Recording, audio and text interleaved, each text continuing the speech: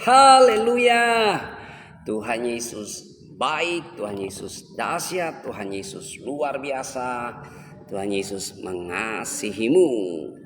Maju dalam kegerakan bersama-sama dengan Pendeta Raymond Matik dalam kegerakan Daily Life Kingdom Principle.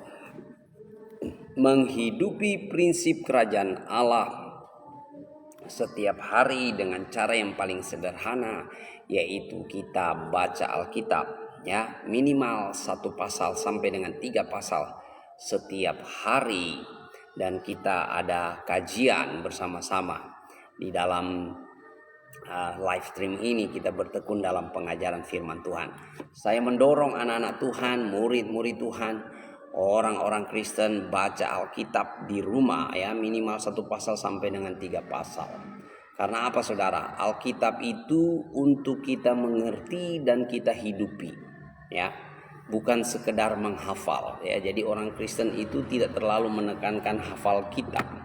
Yang ditekankan adalah menghidupi firman Tuhan agar kita mengalami kuasanya. Kita percaya apa yang Tuhan Yesus ajarkan kepada kita, bahwa manusia tidak hidup dari roti saja, tapi dari setiap firman yang keluar dari mulut Allah.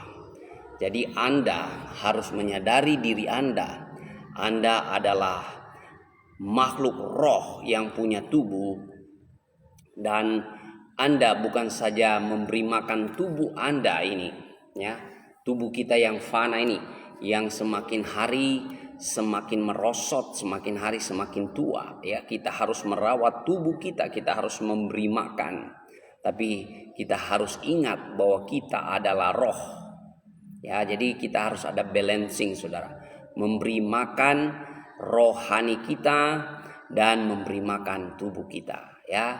Jadi dalam kegerakan Daily Life Kingdom Principle, menghidupi prinsip kerajaan Allah setiap hari, bagaimana kita mempraktikkan kebenaran firman Tuhan, mulai dari kita membacanya, kita mengertinya, dan kita melakukannya. Anda tidak dapat melakukan sesuatu yang Anda tidak mengerti. Setuju? Ya, Anda tidak mungkin melakukan sesuatu yang Anda tidak paham. Tidak mungkin, saudara. Ya, Anda hanya melakukan apa yang Anda mengerti. Makanya penting sekali kita membaca Alkitab, kita mengerti, memahaminya, supaya kita boleh menghidupinya dan kita boleh mengalami kuasanya. Haleluya. Berapa banyak di antara kita pagi hari ini yang mau mengalami kuasa Tuhan, yang mau mengalami di mana kuasa supranatural terjadi dalam kehidupan kita, ya. Bagi anak-anak Tuhan, bagi anak-anak kerajaan Allah, habitat kita adalah mengalami perkara-perkara supranatural, ya. Dalam kerajaan Allah, habitat anak-anak Allah mengalami mujizat itu normal, ya. Mengalami kuasa itu normal. Makanya kita percaya kesembuhan masih terjadi, mujizat Tuhan masih terjadi.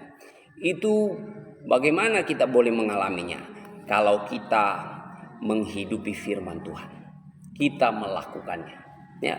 Saudara, ada ungkapan yang biasa dipakai oleh pelatih-pelatih, ya, orang-orang hebat. Practice make perfect. Ya, semakin Anda berlatih, semakin Anda mahir, semakin Anda ahli. Begitu juga, saudara, ya, dalam kebenaran firman Tuhan. Semakin Anda mempraktekkannya, semakin Anda menghidupi kebenaran firman Tuhan, semakin Anda mengalami kuasa Tuhan. Haleluya. Berapa banyak orang-orang yang mau mengalami kuasa Tuhan. Itu mulai dari apa, saudara? Ya, mulai dari kita menghidupi firman Allah, ya, menghidupi firman Allah setiap hari. Kita melakukan, kita praktek. Ya, berapa banyak orang Kristen di luar sana yang tidak melakukan keyakinannya, tidak praktek firman Tuhan. Berapa banyak, saudara? Ya, makanya mereka tidak mengalami kuasa, ya. Suami istri Kristen cerai, berantem, hidup dalam kepahitan, hidup dalam dosa, dan berbagai macam hal. Ya, orang-orang Kristen yang masih suka hal-hal duniawi, ya, dugem, pesta pora, dan berbagai macam hal kejahatan, saudara-saudara. Kenapa? Karena mereka tidak menghidupi firman Tuhan. Ya, terima kasih buat Daniel Tarigan yang sudah memberi semangat. Amin, amin, amin. Bangkit murid-murid Tuhan, bangkit anak-anak Tuhan yang bertekun dalam pengajaran firman Tuhan, ya. Dan pagi hari ini di sela-sela kegiatan saudara, ya, aktiviti saudara atau pekerjaan saudara, mari kita bertekun dalam pengajaran firman Tuhan. Pagi hari ini kita akan mengkaji Matius pasal yang ketiga. Ya, kemarin kita sudah mengkaji Matius pasal yang kedua, di mana orang-orang Majus datang sujud menyembah kepada Yesus, ya, sebagai raja di atas segala raja, raja yang lahir. Saudara-saudara, pagi hari ini kita akan mengkaji Matius pasal 3, dan saya senang memberi judul bahwa agamamu tidak dapat menyelamatkan engkau. Haleluya. Saya berdoa kita semua pagi hari ini memiliki spirit murid, ya. Spirit murid ini adalah orang-orang yang senantiasa mau belajar dan mau diajar. Ya, kalau kita memiliki spirit murid, mau belajar dan mau diajar, saya percaya Tuhan akan memberikan kita karunia untuk mengerti rahasia kerajaan Allah, sehingga kebenaran surgawi dibukakan kepada kita. Puji Tuhan. Terima kasih juga buat Ratna Gea, ya. Selamat pagi, semangat ya. Dalam kita beraktivitas, mari kita mulai dengan firman Tuhan. Biar firman Tuhan menjadi penuntun buat kita, ya. Sebelumnya mari kita berdoa sebelum kita bertekun dalam pengajaran firman Tuhan. Bapa Surgawi, kami datang di dalam nama Tuhan Yesus Kristus. Kami percaya bahwa kami tidak bisa hidup tanpa firman-Mu, Tuhan. Kami percaya firman-Mu memberi kami kekuatan, firman-Mu memulihkan kami, menyegarkan kami, menumbuhkan iman kami. Kami berdoa Tuhan beri kami karunia untuk mengerti rahasia kerajaan Allah, sehingga kebenaran surgawi dibukakan kepada kami.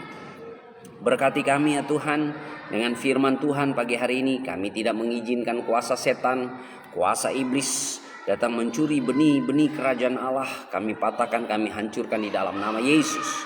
Dan kami menaklukkan semua pemikiran-pemikiran, keangkuhan, kebodohan, kebebalan, hati yang tidak percaya kepada Tuhan, di bawah pemikiran-pemikiran Kristus. Di dalam nama Yesus kami berdoa. Amin, amin, amin.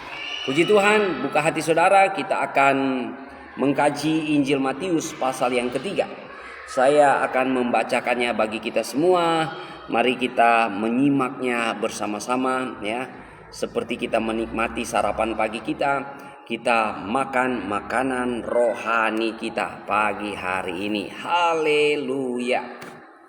Ya, Matius pasal yang ketiga. Pada waktu itu tampillah Yohanes Pembaptis di padang gurun Yudea dan memberitakan, bertobatlah sebab kerajaan surga atau kerajaan Allah sudah dekat. Sesungguhnya dialah yang dimaksudkan Nabi Yesaya ketika ia berkata, ada suara orang yang berseru-seru di padang gurun, persiapkanlah jalan untuk Tuhan, luruskanlah jalan baginya. Yohanes memakai jubah bulu unta dan ikat pinggang kulit, dan makanannya belalang dan madu hutan. Maka datanglah kepadanya penduduk dari Yerusalem, dari seluruh Yudea, dan dari seluruh daerah sekitar Yordan. Lalu sambil mengaku dosanya, mereka dibaptis oleh Yohanes di sungai Yordan. Tetapi waktu ia melihat banyak orang Farisi dan orang Saduki datang untuk dibaptis, berkatalah ia kepada mereka, hai kamu keturunan ular beludak, Siapakah yang mengatakan kepada kamu bahwa kamu dapat melarikan diri dari murka yang akan datang? Jadi hasilkanlah buah yang sesuai dengan pertobatan. Dan janganlah mengira bahwa kamu dapat berkata dalam hatimu bahwa Abraham adalah bapa kami. Karena aku berkata kepadamu, Allah dapat menjadikan anak-anak bagi Abraham dari batu ini. Kapak sudah tersedia pada akar pohon, dan setiap pohon yang tidak menghasilkan buah yang baik pasti ditebang dan dibuang ke dalam api. Aku membaptis kamu dengan air sebagai tanda pertobatan, tetapi Ia yang datang kemudian daripadaku lebih berkuasa daripadaku, dan aku tidak layak melepaskan kasutnya. Ia akan membaptiskan kamu dengan Roh Kudus dan dengan api. Alat penampi sudah di tangannya. Ia akan membersihkan tempat penggirikannya, dan ia mengumpulkan gandumnya ke dalam lumbung. Tetapi debu jerami itu akan dibakarnya dalam api yang tidak terpadamkan. Maka datanglah Yesus dari Galilea ke Yordan kepada Yohanes untuk dibaptis olehnya. Tetapi Yohanes mencegah dia, katanya, "Akulah yang perlu dibaptis olehmu, dan engkau yang datang kepadaku." Lalu Yesus menjawab, katanya kepadanya, "Biarlah hal itu terjadi, karena demikianlah sepatutnya kita menggenapkan seluruh kehendak Allah." Dan Yohanes pun menurutinya. Sesudah dibaptis, Yesus segera keluar dari air, dan pada waktu itu juga langit terbuka, dan ia melihat Roh Allah seperti burung merpati turun ke atasnya. Lalu terdengarlah suara dari sorga yang mengatakan, "Inilah anakku yang kukasihi, kepadanyalah aku berkenan." Haleluya, puji Tuhan. Kita sudah membaca satu pasal dari kitab Matius. Kita membaca Matius pasal yang ketiga. Saudara-saudara ya, mari kita akan mengkaji bahwa Matius pasal 3 ini ya. Matius pasal 3 ini menguraikan tentang peran Yohanes Pembaptis ya, sebagai penggenapan janji mesianik bahwa akan ada seorang yang mempersiapkan jalan bagi Tuhan ya, yang dinubuatkan oleh Nabi Yesaya di ayat 3 ya. Sesungguhnya dialah yang dimaksudkan Nabi Yesaya ketika ia berkata, "Ada suara orang yang berseru-seru di padang gurun, persiapkanlah jalan untuk Tuhan, luruskanlah jalan baginya." Ya, jadi pelayanan Yohanes sebagai pendahulu Yesus dan awal pelayanan Yesus sendiri melalui peristiwa baptisan di Sungai Yordan, saudara. Inilah pasal 3. Nah, kita tahu bahwa Yohanes Pembaptis, Yesus mengatakan Yohanes Pembaptis adalah Elia yang datang di akhir zaman. Ya. Jadi menurut nubuatan dan keyakinan orang-orang Yahudi bahwa sebelum Mesias datang pada hari Tuhan, Nabi Elia akan terlebih dahulu datang. Ya. Nah, jadi mari kita melihat di kitab Maliaki pasal yang terakhir ya, pasal 4, Saudara. Kitab Maliaki pasal yang keempat mulai ayat yang kelima. Ini nubuatan perjanjian lama ya. "Sesungguhnya aku akan mengutus Nabi Elia kepadamu menjelang datangnya hari Tuhan yang besar dan dahsyat itu. Maka ia akan membuat hati bapak-bapak berbalik kepada anak-anaknya, dan hati anak-anak kepada bapak-bapaknya, supaya aku datang memukul bumi sehingga musnah." Ya, jadi Yohanes Pembaptis adalah Elia di akhir zaman. Ya, dalam penggenapan nubuatan mesianik. Makanya penting sekali peran Yohanes Pembaptis, ya. Asal usul, ya. Assalamualaikum warahmatullahi wabarakatuh. Selamat datang, ya. Kalau engkau datang di sini berarti engkau mau belajar ilmu perbandingan agama. Ya, perlu Anda ketahui bahwa Alkitab kita ini sudah tuntas, sudah utuh, sudah sempurna sejak abad 1, ya. Jadi kita tidak perlu kitab-kitab yang lain, ya. Apalagi kitab yang datang di abad 7, terlalu jauh, ya.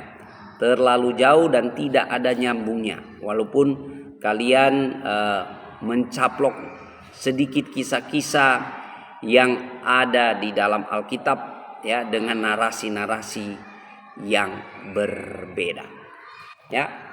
Nah, mari kita melihat ini penting sekali, saudara, ya. Yohanes Pembaptis berkhotbah dan melayani kepada bangsa Yahudi yang sudah percaya, sudah beragama, percaya Allah yang esa. Ya, Yesus juga melayani orang-orang Yahudi, mereka sudah beragama, mereka percaya Allah yang esa.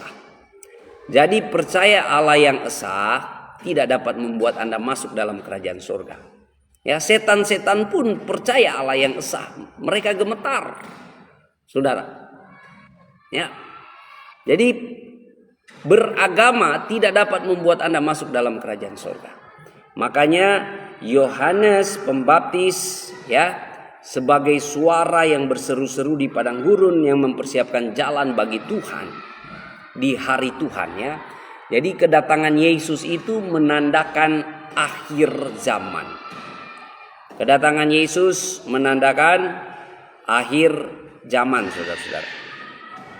Ya. Jadi waktu mereka menantikan Mesias, menantikan hari Tuhan di Perjanjian Lama, hari Tuhan itu istilah untuk akhir zaman. Nah, Yesus datang, saudara, di tengah-tengah umat yang sudah beragama, yaitu orang-orang Yahudi, orang-orang yang percaya Allah itu esa, ya. Nah, kita melihat bahwa pesan Yohanes Pembaptis adalah apa, saudara? Bertobatlah sebab kerajaan Allah atau kerajaan surga sudah dekat. Ini pesan Yohanes Pembaptis. Ini tema ajaran Yohanes Pembaptis, ya. Dan Yohanes Pembaptis, ya, dikatakan dia memakai ikat pinggang kulit dan makanannya belalang dan madu hutan, ya. Artinya kehidupannya itu sangat sederhana, ya. Kehidupannya itu gambarannya seperti Elia, saudara, ya. Dia hidup apa adanya, mengabdi untuk rencana Tuhan. Yohanes Pembaptis seperti air, ya, antara air tawar dan air asin berjumpa. Di sanalah ada Yohanes Pembaptis, ya. Di transisi antara Perjanjian Lama dan Perjanjian Baru, di sanalah Yohanes Pembaptis ada. Makanya Yohanes Pembaptis dikatakan sebagai nabi terakhir di Perjanjian Lama, ya, untuk menyambut Yesus Kristus. Ya, jadi Yohanes Pembaptis nabi terakhir di Perjanjian Lama, ya. Kalau di kitabnya si asal usul ini, ya, asal usul yang nggak jelas ini, Yohanes Pembaptis dikatakan sebagai Nabi Yahya, ya, sebagai Nabi Yahya. Nah, halo Ujang Nasim, God bless you, ya. Tuhan Yesus memberkati kamu dengan keselamatan yang dari surga. Nah, Yohanes memberitakan berita pertobatan kepada orang-orang yang sudah beragama. Yohanes datang kepada orang Farisi, orang Saduki, orang sudah beragama, bukan orang penyembah pohon, bukan orang penyembah patung, bukan, saudara. Mereka percaya Allah itu esa. Ya, saudara tahu orang-orang Yahudi itu paling saklek, saudara. Tapi ini yang terjadi, saudara, ya. Ketika Yohanes melihat orang-orang Farisi itu, ya, di ayat 7, ya, Tetapi waktu ia melihat banyak orang Farisi dan orang Saduki datang untuk dibaptis, berkatalah ia kepada mereka, "Hai kamu keturunan ular beludak. Hai kamu keturunan ular beludak. Ya. Siapakah yang mengatakan kepada kamu bahwa kamu dapat melarikan diri dari murka Allah yang akan datang? Jadi hasilkanlah buah yang sesuai dengan pertobatan. Dan janganlah mengira bahwa kamu dapat berkata dalam hatimu, Abraham adalah bapa kami, karena aku berkata kepadamu, Allah dapat menjadikan anak-anak bagi Abraham dan dari batu-batu ini." Ya, Yohanes menyerukan pertobatan. Ya. Pertobatan artinya perubahan pikiran, perubahan cara berpikir, ya, perubahan keyakinan, perubahan nilai, perubahan prinsip, ya, atau yang kita sebut dengan shift paradigma atau perubahan blueprint, perubahan paradigma kita, saudara.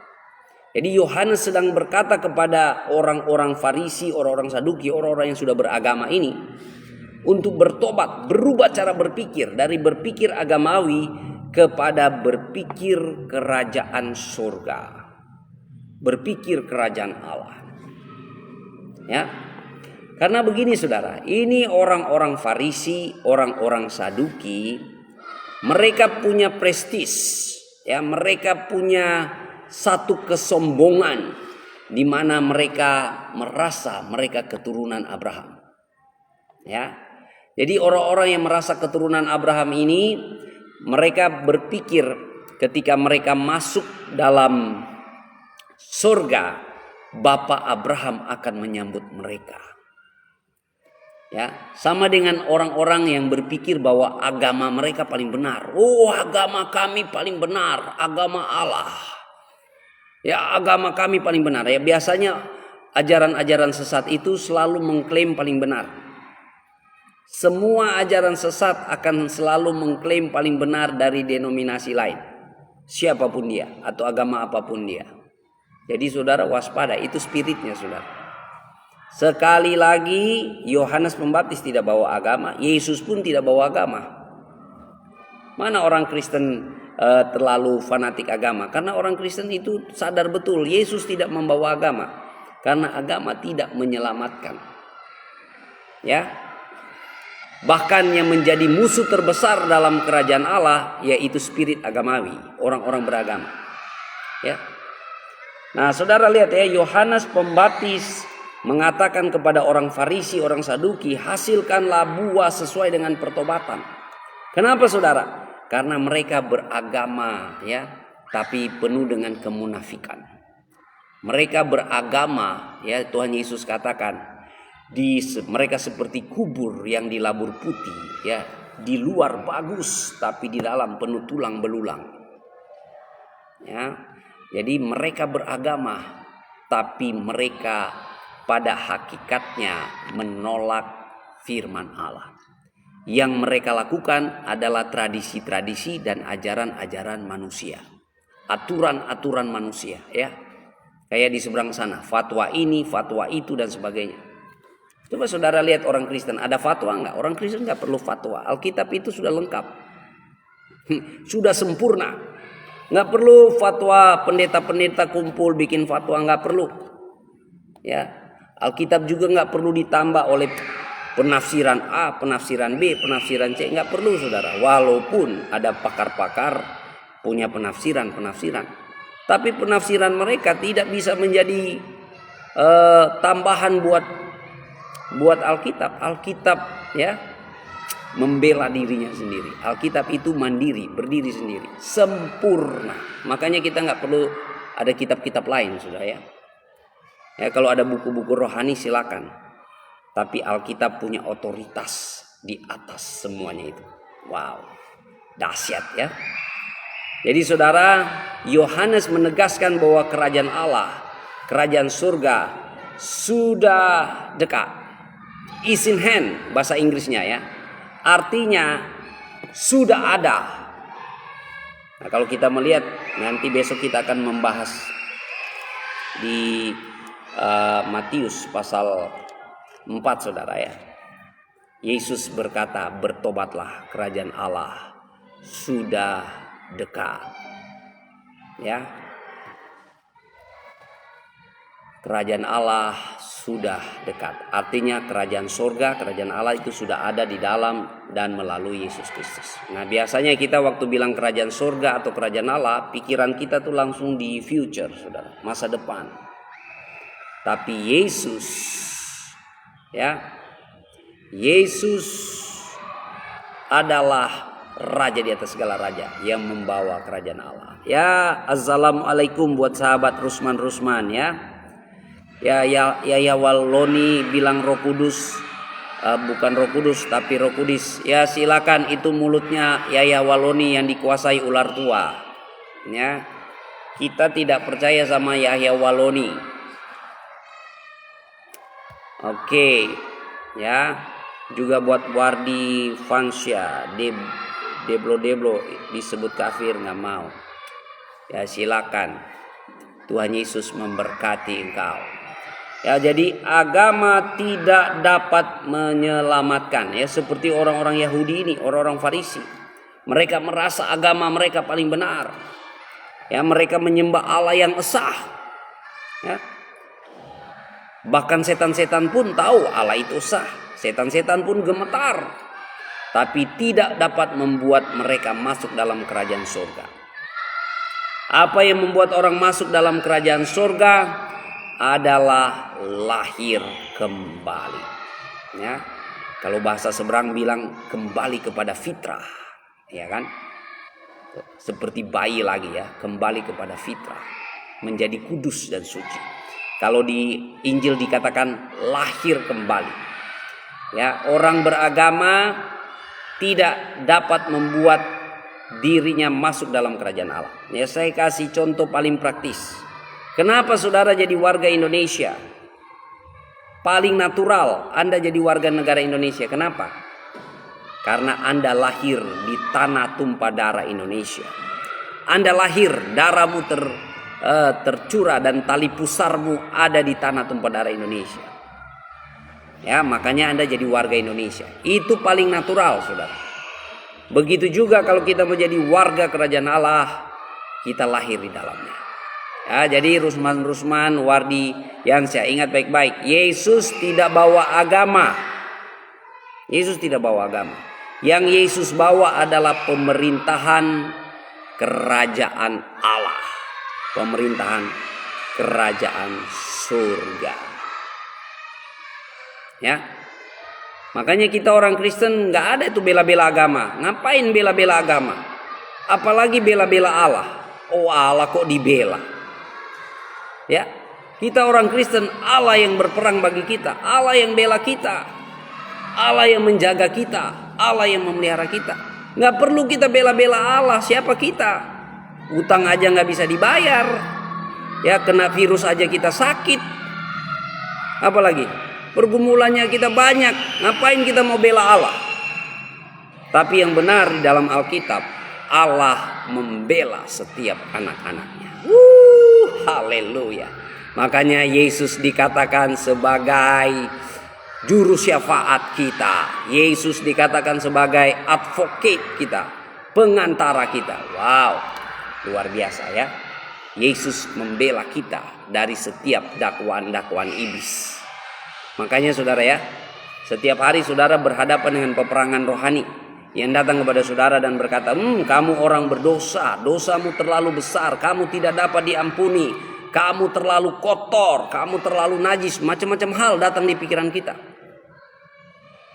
Tapi kalau firman Tuhan bilang, Allah mengasihi orang berdosa. Ya, Allah mengasihi orang berdosa. Siapapun Anda penuh dengan kelemahan, Anda penuh dengan kekurangan. Ketika Anda datang sujud dan berseru, Yesus tolong saya. Ya, pertolongan Tuhan itu sempurna. Saya berterima kasih buat Ibu Miki May yang sudah menabur bintang ya. Tuhan Yesus balas berkat. Terima kasih atas apresiasinya.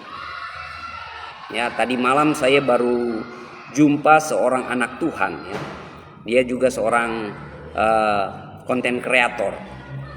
Namanya Alfiano Hasenda. Ya, kalau saudara pernah lihat konten-kontennya di Instagram dan di TikTok. Dia punya kesaksian yang luar biasa saudara ya. Waktu dia di Bali, dia lagi syuting saudara-saudara. Dan dia jatuh dari tebing 40 meter tingginya tebing ya. Di Broken Beach ya, Broken Beach Bali kalau nggak salah namanya itu ya, Broken Beach Bali sudah.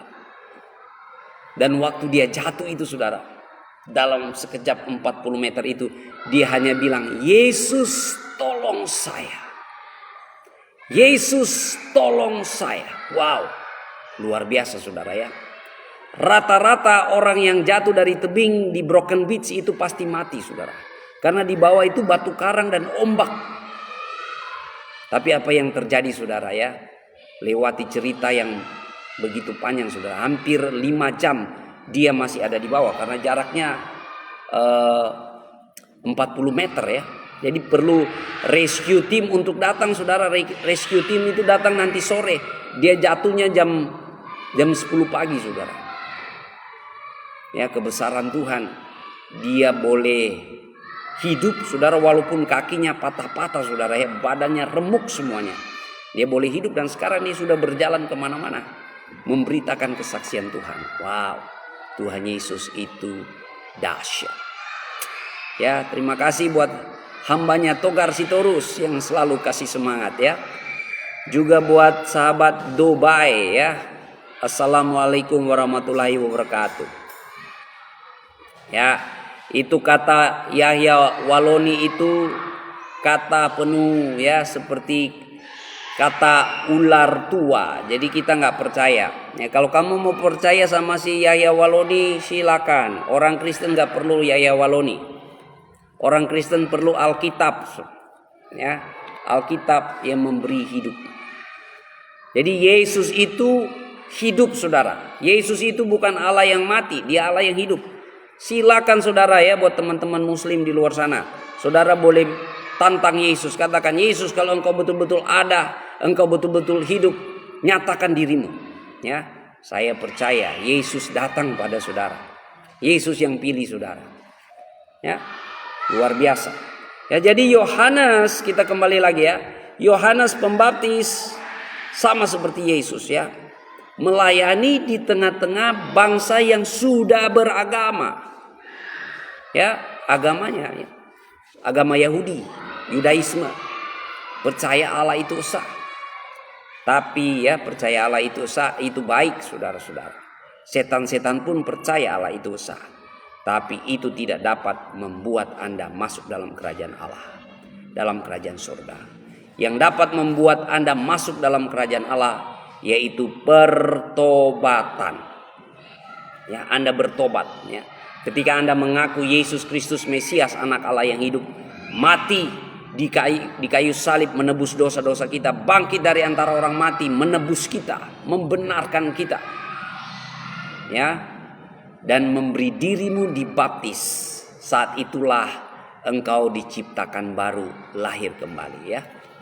Mati bersama Yesus ketika engkau dibenamkan di dalam air, dan ketika engkau bangkit bersama Yesus, engkau adalah ciptaan yang baru. Ya, mari kita melihat di Efesus pasal 2 ayat 10 ya. Efesus pasal 2 ayat 10. Efesus pasal 2 ayat 10 mengatakan seperti ini ya. Karena kita ini buatan Allah, diciptakan dalam Kristus Yesus untuk melakukan pekerjaan baik yang dipersiapkan Allah sebelumnya. Ia mau supaya kita hidup di dalamnya. Jadi waktu Anda lahir baru, Anda bertobat, Anda diciptakan di dalam Kristus. Anda menjadi ciptaan yang baru. Yang baru sudah datang, yang lama sudah berlalu. Makanya orang kalau hidup bertobat sungguh-sungguh. Ya, kalau masih Kristen tomat, ya saya bilang Kristen tomat, Minggu tobat, Senin kumat, itu belum hidup dalam pertobatan. Ya, Tuhan masih kasih spare, kasih karunia. Ya, Ada saatnya Tuhan tidak mau saudara dipermainkan, saudara. Saudara menuai apa yang saudara tabur. Makanya saudara hasilkanlah pertobatan, ya, buah pertobatan. Di ayat 10 di sini sudah dikatakan, kapak sudah tersedia pada akar pohon, dan setiap pohon yang tidak menghasilkan buah yang baik pasti ditebang dan dibuang ke dalam api. Ya, jadi Anda boleh beragama. Agamamu boleh hebat, Anda boleh terlibat aktif dalam agamamu. Tapi kalau Anda tidak menghasilkan buah pertobatan, maka ujungnya saudara itu ada di dalam api neraka, saudara. Itu jelas. Ya, Anda boleh Kristen seumur hidup Anda, tapi kalau Anda tidak bertobat, ujungnya ya Anda di neraka. Ya, sama seperti orang Israel. Orang Israel berpikir, "Wah, kami ini keturunan Abraham. Waktu kami masuk dalam gerbang surga, Bapak Abraham langsung menyambut kami." Yohanes Pembaptis bilang, Tuhan sanggup membangkitkan anak-anak Abraham dari batu. Ya, kesombongan dan keangkuhan orang-orang Israel langsung dipatahkan. Haleluya. Ya, jadi kalau saudara mendengarkan berita kasih karunia, jangan keraskan hati. Selama masih ada kata hari ini, responi firman Tuhan. Kenapa saudara? Karena saudara hidup kita tidak tahu. Ya, besok saudara. Saat ini, sekarang zaman ini saudara, untuk meninggal saudara Anda tidak perlu sakit. Untuk meninggal Anda tidak perlu tua. Siapapun Anda, bila tiba saatnya berangkat saudara. Ya. Jadi kalau Anda mendengar berita kasih karunia, siapapun Anda, firman Tuhan bilang bertobatlah, kerajaan Allah sudah dekat. Nah, kita melihat di sini ada satu peristiwa yang menarik, ya. Yohanes berkata, aku membaptis kamu dengan air sebagai tanda pertobatan, tetapi ia yang datang kemudian daripadaku lebih berkuasa daripadaku, dan aku tidak layak melepaskan kasutnya. Ia akan membaptiskan kamu dengan Roh Kudus dan dengan api. Nah, ini nggak gampang untuk memahami ini, saudara, ya. Jadi Yesus akan membaptis dengan Roh Kudus dan api. Artinya, saudara, Roh Kudus menginsafkan kita. Ya, Yesus membaptis dengan Roh Kudus. Roh Kudus menginsafkan kita untuk diselamatkan. Ya, Anda kalau masih ada suara di hati yang berbicara kepada saudara, berarti itu Roh Kudus sedang menegur di hati nuranimu. Ya, orang satu kali berbuat jahat, satu kali berbohong, dia nggak bisa tidur. Dia tahu dia berbohong, dia tahu dia berdosa, dia tahu dia bersalah. Tapi ketika sudah ditegur berkali-kali, lama-lama hatinya menjadi kebal, ya, menjadi bebal. Dia sudah tidak lagi mendengar suara itu. Jadi Yesus membaptis dengan Roh Kudus, artinya Roh Kudus datang menginsafkan kita, dan Roh Kudus juga datang memperlengkapi kita. Ya, Roh Kudus datang memberdayakan kita. Kalau kita melihat di dalam Kisah Para Rasul, ya, Roh Kudus memberi kuasa kepada setiap murid Tuhan untuk menjadi saksi Kristus, memberitakan Injil Kerajaan Allah. Dan Yesus membaptis dengan api. Artinya apa, saudara? Artinya Yesus datang juga membawa penghakiman bagi orang yang tidak percaya. Bagi orang yang menolak kasih karunia Yesus. Maka Yesus datang dengan membawa api, artinya penghakiman. Ya, jadi sekali lagi, ya, pedang firman Allah itu pedang bermata dua. Ya, firman Allah itu pedang bermata dua. Dia membawa berita kabar sukacita, dia membawa berita yang baik, berita keselamatan, ya, bagi orang yang mempercayai menerimanya. Tapi di sisi yang lain, dia membawa berita penghakiman dan penghukuman bagi orang yang menolaknya. Ya, makanya Tuhan Yesus katakan, setiap orang yang percaya, menerima Yesus dan memberi diri dibaptis akan diselamatkan, tapi orang yang tidak percaya dan menolaknya sudah ada di bawah penghukuman. Itu artinya Yesus membaptis dengan Roh Kudus dan dengan api, ya. Makanya di ayat 12 dikatakan, alat penampi sudah di tangannya. Ia akan membersihkan tempat penggirikannya dan mengumpulkan gandumnya ke dalam lumbung. Tetapi debu jerami itu akan dibakarnya dalam api yang tidak terpadamkan. Jadi yang gandum akan dikumpulkan, yang jerami akan dibakar dalam api.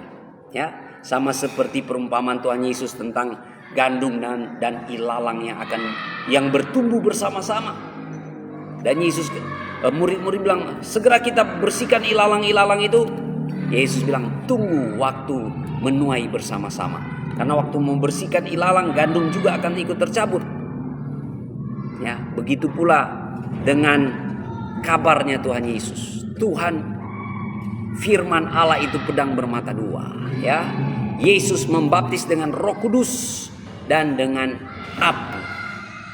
Ya, ada berita kasih karunia, ada berita keselamatan, tapi juga ada penghakiman dan penghukuman bagi mereka yang tidak percaya. Ingat, Yesus Kristus Tuhan Allah yang Maha Pengasih dan Penyayang. Dia membuktikan kasih dan sayangnya lewat apa? Pengorbanan Yesus Kristus di atas kayu salib.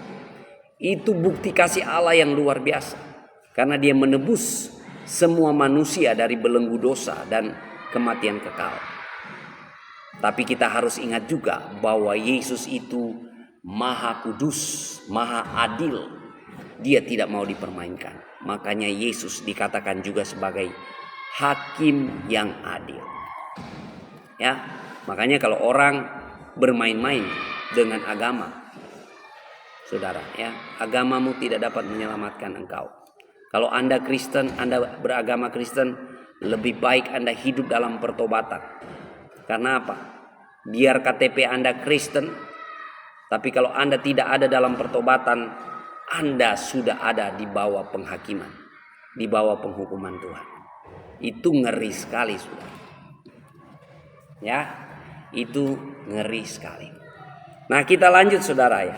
Yesus dibaptis oleh Yohanes.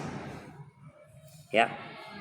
Maka datanglah Yesus dari Galilea ke Yordan kepada Yohanes untuk dibaptis olehnya. Tetapi Yohanes mencegah dia, katanya, akulah yang perlu dibaptis olehmu, dan engkau yang datang kepadaku. Lalu Yesus menjawab, katanya kepadanya, biarlah hal itu terjadi, karena demikianlah sepatutnya kita menggenapkan seluruh kehendak Allah. Ya, jadi Yohanes membaptis dengan baptisan sebagai tanda pertobatan. Nah, ini sekaligus saya mau menjawab pertanyaan-pertanyaan sahabat muslim. Apakah Yesus baptis sebagai tanda Yesus bertobat? Ya, karena Yohanes membaptis dengan tanda pertobatan. Saudara harus ingat juga bahwa waktu Yesus memberikan amanat agung, pergilah, jadikanlah semua bangsa muridku dan baptislah mereka. Ya, jadi di sini, saudara, kenapa Yesus dibaptis oleh Yohanes? Nah, Yesus mengatakan ini, biarlah ini terjadi untuk menuruti semua kehendak Allah. Ya, nah ini memang tidak gampang untuk kita mendalaminya. Tapi apa yang membuat Yesus dibaptis oleh Yohanes? Karena baptisan juga itu menandakan sebagai tanda satu pengajaran. Ya, baptisan menandakan sebagai tanda satu pengajaran. Jadi sama seperti kalau anak-anak masuk kuliah, lalu mereka harus di ospek untuk pengenalan kampus. supaya mereka mengenal kampus dan mengenal fakultas mereka kalau zaman kita modern ini. Tapi zaman dulu saudara ya, Farisi membaptis. Ya, orang-orang Farisi membaptis. Bahkan Plato, Sokrates untuk menjadi murid-muridnya harus ada peneguhan untuk jadi murid. Begitu pula dengan baptisan. Ya, baptisan itu meneguhkan sebagai murid Yesus. Ya, kalau kita melihat dari dari segi pemuritan saudara ya. Dan kita melihat bahwa tema pengajaran Yohanes Pembaptis itu sama dengan Yesus, yaitu kerajaan Allah, kerajaan surga. Ya, Yesus membawa kerajaan surga. Puji Tuhan. Suwiknyo ya. Assalamualaikum warahmatullahi wabarakatuh. Bapak Pendeta, masa Tuhan dilahirkan Bunda Maria? Bagaimana ini Pak Pendeta? Coba dipikir. Allah Maha Kuasa, Allah Maha Besar, tidak ada yang mustahil bagi Allah. Kalau Allah ingin jadi manusia lewat lahir menjadi bayi Yesus, apakah itu mungkin bagi Allah? Ya mungkin, karena tidak ada yang mustahil bagi Allah. Jadi Allah tidak perlu logika kamu. Suwiknyo ya. Siapa kamu? Kamu punya hak apa mengurusi urusannya Allah? Kamu tidak punya hak apa? Ya, kalau saya tanya balik sama kamu, pasti kamu bilang walam ya, walam. Ya, itu kedaulatan Allah, kehendak Allah. Jadi jangan kamu urusin Allah jadi manusia. Dia berinkarnasi jadi manusia. Logika kamu nggak sampai. Ya, Suwiknyo. Logika kamu tidak sampai dan Allah tidak perlu logika kamu untuk melakukan kehendaknya, melakukan rencananya. Allah tidak perlu logika manusia. Untuk apa dia perlu logika manusia? Waktu Allah menjadi semak belukar yang menyala-nyala dan Musa datang sujud menyembah, ya, Malak Adonai datang di tengah-tengah semak belukar yang menyala-nyala dan Musa sujud menyembah kepadanya. Apakah itu butuh logika kamu? Allah menjadi api yang menyala-nyala. Ya, jadi Allah yang Maha Kuasa itu bisa jadi apa saja, termasuk jadi manusia. Jadi orang yang menolak Allah jadi manusia karena mereka itu terpapar dengan filsafat dualisme Plato yang mengatakan bahwa yang kelihatan, yang material itu jahat, yang tidak kelihatan, yang imaterial itu baik. Itu dualisme Plato yang mempengaruhi isi kitab kamu dan isi otak kamu. Ya, Suwiknyo. Alkitab mengatakan bahwa manusia itu ciptaan yang mulia, serupa segambar dengan Allah. Manusia adalah ciptaan yang baik. Semua ciptaan Allah di dalam Alkitab dikatakan baik. Tidak ada ciptaan yang tidak baik. Semua ciptaannya baik, sempurna. Jadi kalau Allah jadi manusia, apa urusan? Ya, kamu tidak punya urusan apa-apa. Jadi ya, sekali lagi buat sahabat-sahabat muslim di luar sana, kalau Allah mau jadi manusia, itu kehendak Allah, urusan Allah. Apa hak kamu mengurusi urusan Allah? Jadi silakan kamu urusi saja kitab kamu ya. Kenapa kalau firman Tuhan itu harus ditulis oleh sapi betina? Coba kamu jelaskan. Oke, kita lanjut ya. Saudara senang dengan kajian Alkitab pagi hari ini? Yang percaya katakan amin ya. Saudara diberkati? Amin ya. Jadi kenapa Yesus dibaptis oleh Yohanes Pembaptis? Ya. Kenapa Yesus dibaptis oleh Yohanes Pembaptis? Inilah kehendak Allah dan ini menandakan bahwa Yohanes dan Yesus punya satu pengajaran yang namanya Injil Kerajaan Allah. Dan saudara perlu tahu, semua rasul-rasul di dalam perjanjian baru, siapapun rasulnya, mau Petrus, mau Matius, mau Lukas, ya, mau Paulus sekaligus, ya. Saudara tahu pengajarannya tidak ada yang beda-beda, ya. Nggak ada Petrus punya pengajaran sendiri, Paulus punya pengajaran sendiri, nggak ada. Walaupun mereka menulis kitab-kitab, pengajaran para rasul itu sama dengan Yesus, cuma satu, Injil Kerajaan Allah. Jadi yang di luar sana stop framing, Paulus mendirikan Kristen, Paulus menyesatkan dan sebagainya. Justru ini Paulus dahsyat, saudara, ya.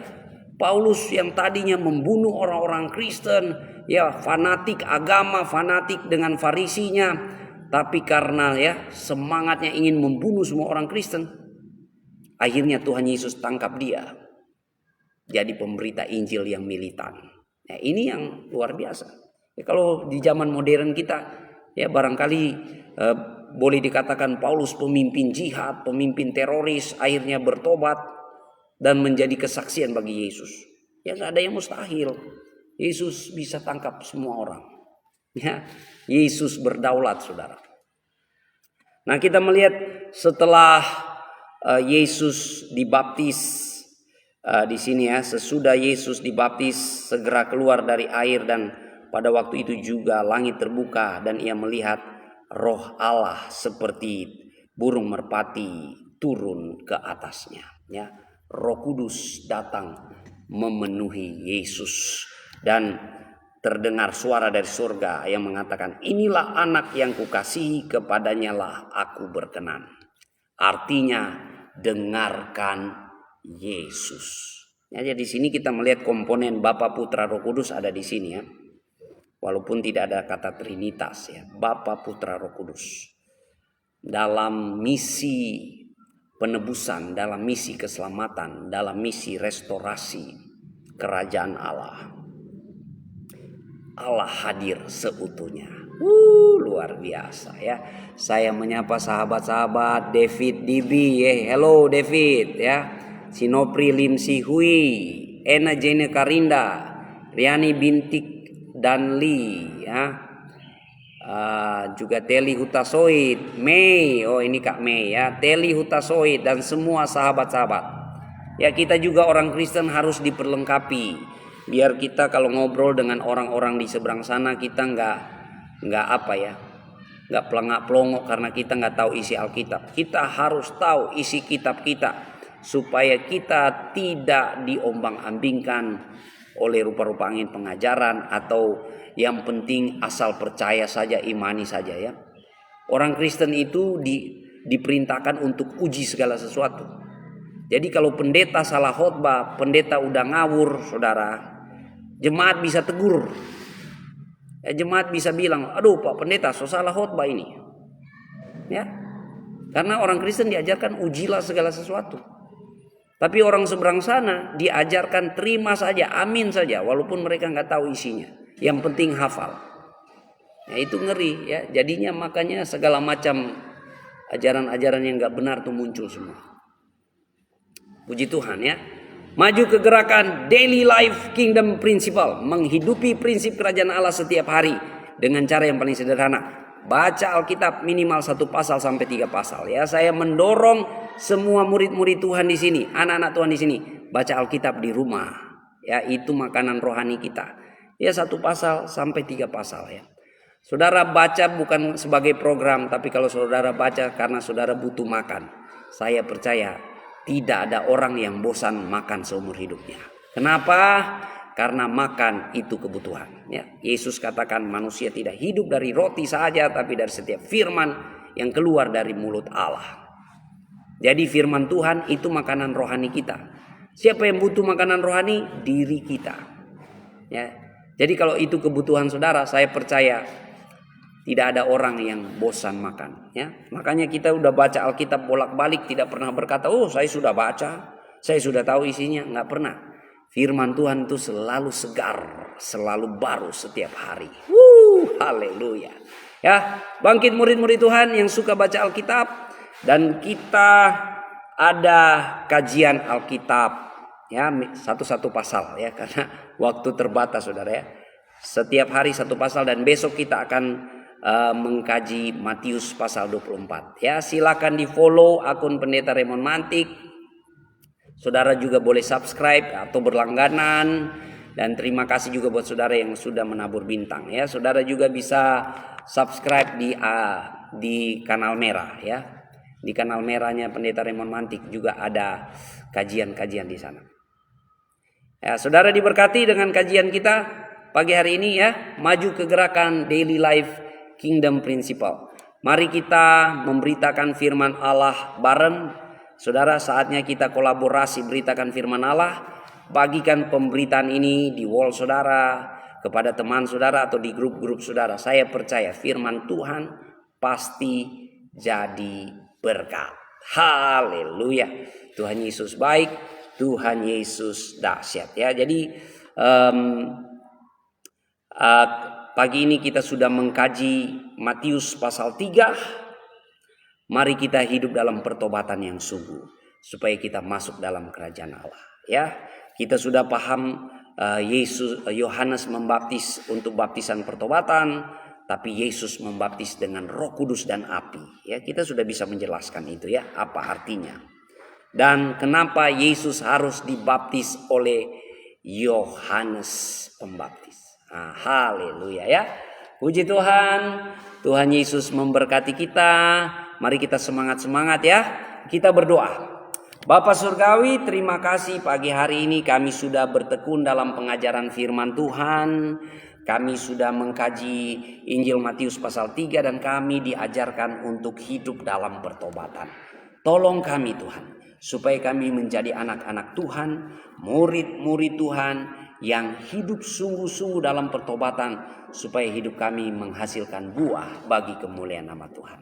Terpujilah nama Yesus. Engkau memberkati setiap sahabat-sahabat kegerakan Daily Life Kingdom Principle. Engkau memberkati mereka dengan berkat firman, dengan berkat damai sejahtera, sukacita, bahkan kelimpahan berkat Tuhan, keberhasilan, pertolongan, perlindungan Tuhan, kekuatan, kesehatan menjadi bagiannya.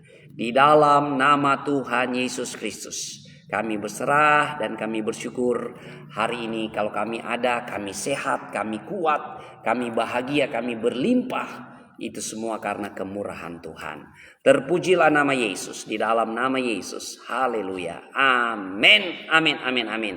Terima kasih buat semuanya. Terima kasih buat jempolnya. Terima kasih buat komen-komennya. Dan terima kasih buat taburan bintangnya. Tuhan Yesus balas berkat.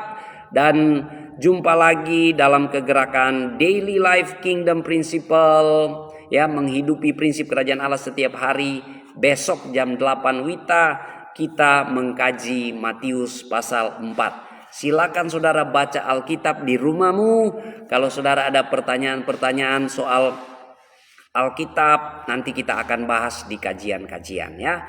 Puji Tuhan juga buat Yautines yang menabur bintang.